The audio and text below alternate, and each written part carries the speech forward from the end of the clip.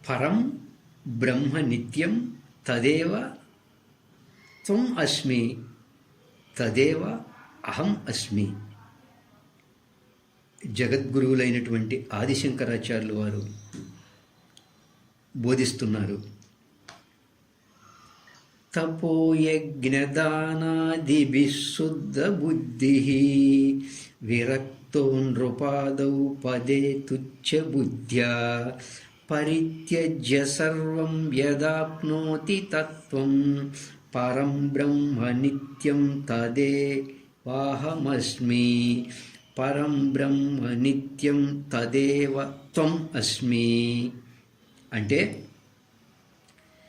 అయ్యా, తపస్సు, యజ్ఞము, దానము మొదలైన వాటి చేత నిర్మల బుద్ధి కలవాడై తపోయజ్ఞ దానాదిభిః శుద్ధ బుద్ధి, అలాగే విరక్త నృపాదౌ పదే తుచ్చ బుద్ధ్య, రాజు మొదలైనటువంటి ఉద్యోగమునందు నీచమైనది అని నిశ్చయించిన బుద్ధి కలవాడై అటువంటి బుద్ధి చేత వైరాగ్యవంతుడై సమస్త మానసిక ప్రపంచమును విడచి ఏ తత్వమును పొందుచున్నాడో తత్ ఆ నిత్యం నిత్యమైన పరం శ్రేష్టమైన బ్రహ్మమే, ఆ పరం బ్రహ్మమే త్వం అస్మి నీవు అగుచున్నావు.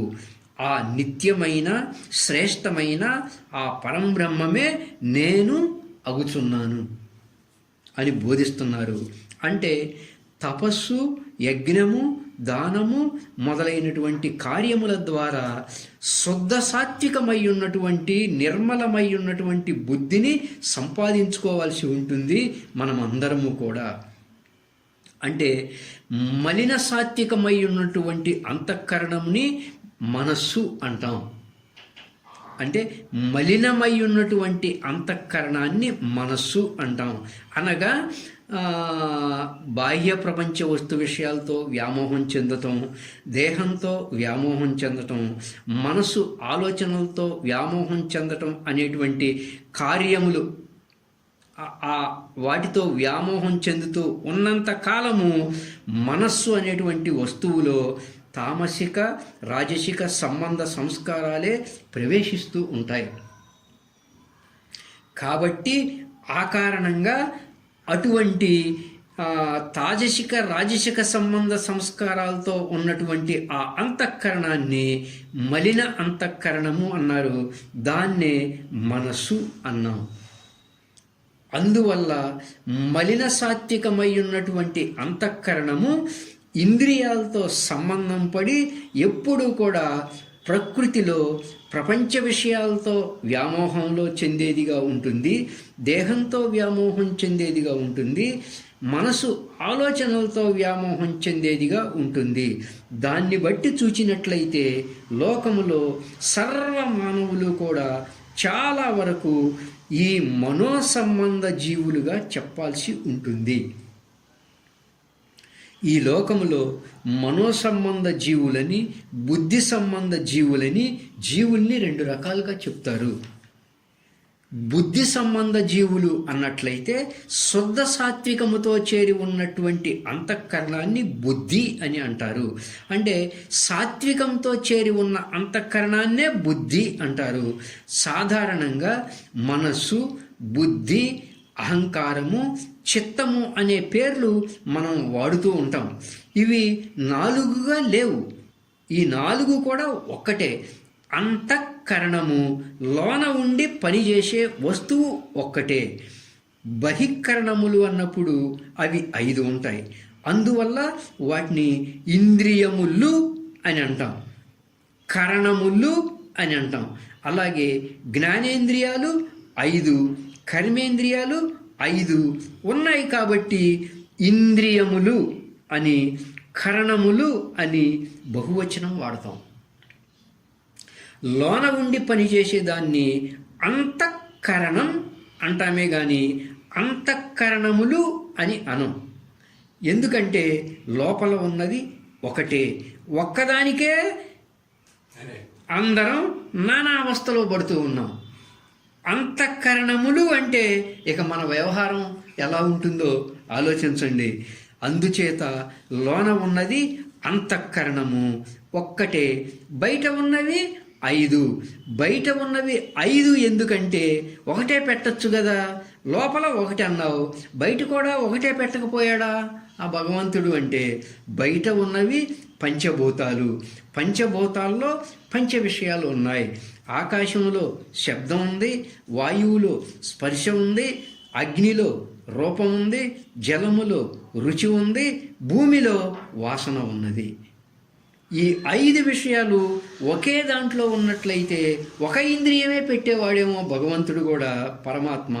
5 విషయాలు ఒకే దాంట్లో లేవు, పంచభూతాలు కాబట్టి, పంచ విషయాలు కాబట్టి ఈ 5 గ్రహించుకోవడానికి 5 విధాయకాలుగా ఇంద్రియాలు పెట్టడం జరిగింది. అందువల్ల ఇంద్రియములు, కరణములు అని బహువచనం వాడటం జరిగింది. లోపల ఉన్నది మాత్రం ఒకటే, అంతఃకరణము.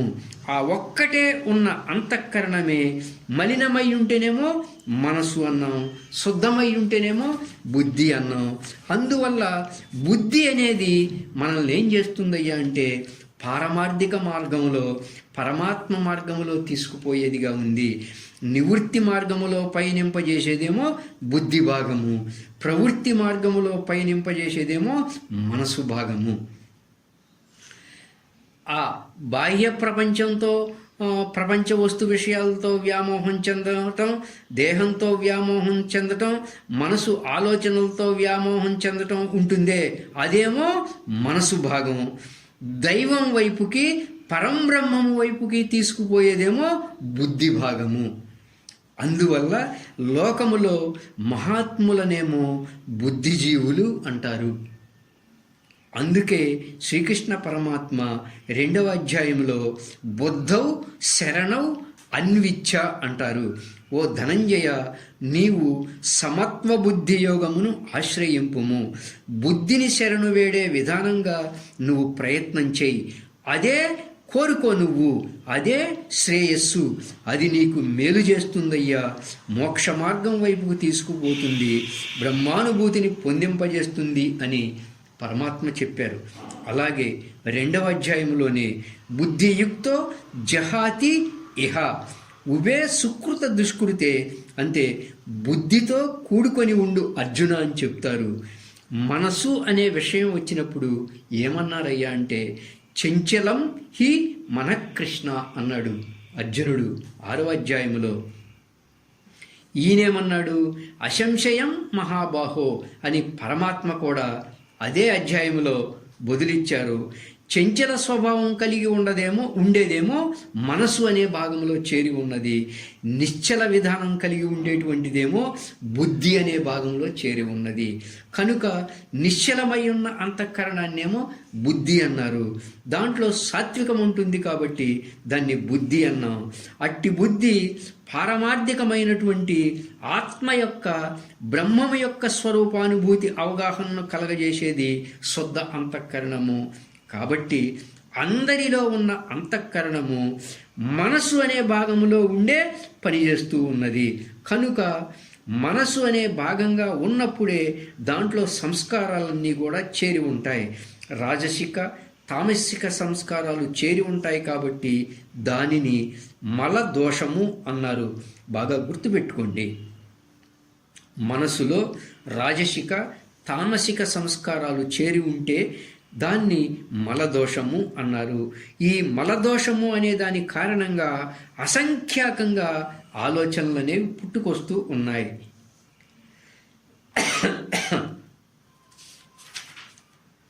ఈ మనసులో ఈ తామసిక, రాజసిక గుణాలు లేదా ఆలోచనలు బాగా ప్రకోపించి ఉంటాయి కాబట్టి వాటిని ఆశ్రయించి ఉండేవే కామ, క్రోధ, లోభ, మోహ, మద, మత్సరాది గుణాలు.